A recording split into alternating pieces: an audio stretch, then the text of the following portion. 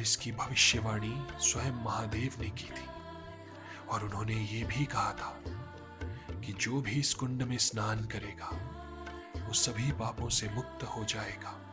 श्री कृष्ण ने वहां पर जैसे ही अपना पांव जोर से मारा, वहां पर एक बड़ा सा गड्ढा बन गया। और फिर श्री कृष्ण ने अपनी आंखें बंद करके समस्त तीर्थों का आवाहन किया। सभी सरपंचों ने ये कहा, बेशक वो एक राक्षस था, लेकिन वो एक बैल के रूप में आया था और हमारे यहाँ गाय और बैल को पूजा जाता है। कृष्ण, तुम्हें ब्रह्म हत्या का पाप लगेगा।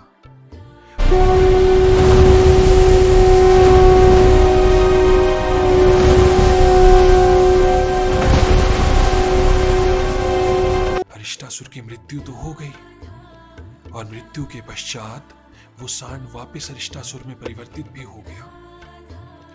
लेकिन जब कान्हा जी ने ये बात अपने गांव में बताई कि वो कोई सांड नहीं था, वो एक राक्षस था, तो वहां पर उपस्थित सभी सरपंचों ने ये कहा, बेशक वो एक राक्षस था, लेकिन वो एक बैल के रूप में आया था और हमारे यहाँ गाय और बैल को पूजा जाता है।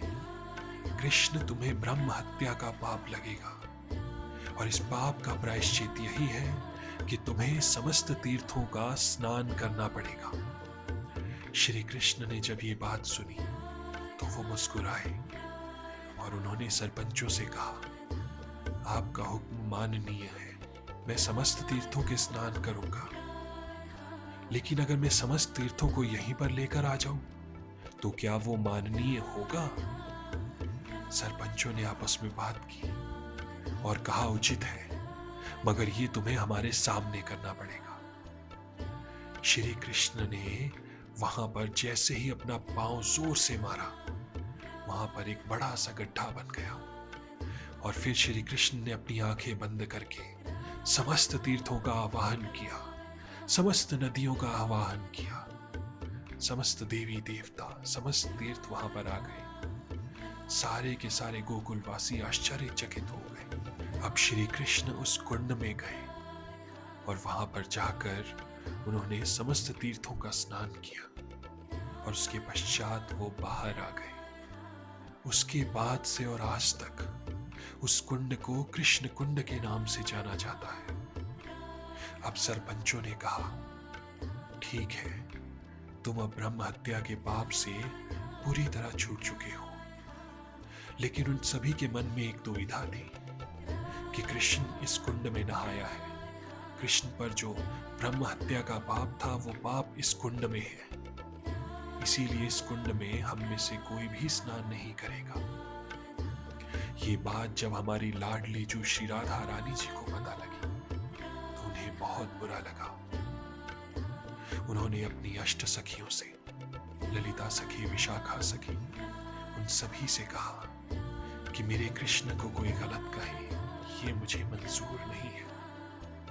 हम वहां पर एक और कुंड बनाएंगे और उसमें समस्त तीर्थों का आवाहन करेंगे ताकि गोकुलवासी, ब्रजवासी, बरसाने वासी, नंदगांव वाले सभी के सभी वहां पर आकर उस कुंड में स्नान कर सके। अब राधा रानी जी ने कृष्ण कुंड के समीप ही एक और कुंड तैयार किया और उस कुंड की विशेषता ये थी कि राधा रानी जी ने अपने कंगन से खोद खोद कर उस कुंड को बनाया था, इसीलिए उस कुंड का नाम पड़ा राधा कुंड। कहते हैं राधा कुंड की इतनी महानता है कि समस्त देवी देवता वहां पर वास करते हैं। उस कुंड में समस्त औषधियां उपस्थित हैं। एक बार जो राधा कुंड का स्नान कर ले उसके सारे के सारे पाप धुल जाते हैं। और इसकी भविष्यवाणी स्वयं महादेव ने की थी और उन्होंने ये भी कहा था कि जो भी इस कुंड में स्नान करेगा वो सभी पापों से मुक्त हो जाएगा। जो भी इस कुंड में खड़े होकर राधा कृपा कटाक्ष स्तोत्र का जप करेगा, राधा रानी की अपार कृपा उसे मिलेगी। ऐसी ही है हमारी राधा रानी और यही थी कहानी राधा कुंड की। इसीलिए तो कहते हैं जब प्रेम भक्ति बन जाए और भक्ति प्रेम बन जाए, वहीं से प्रारंभ होता है राधा रानी के जादू का। राधे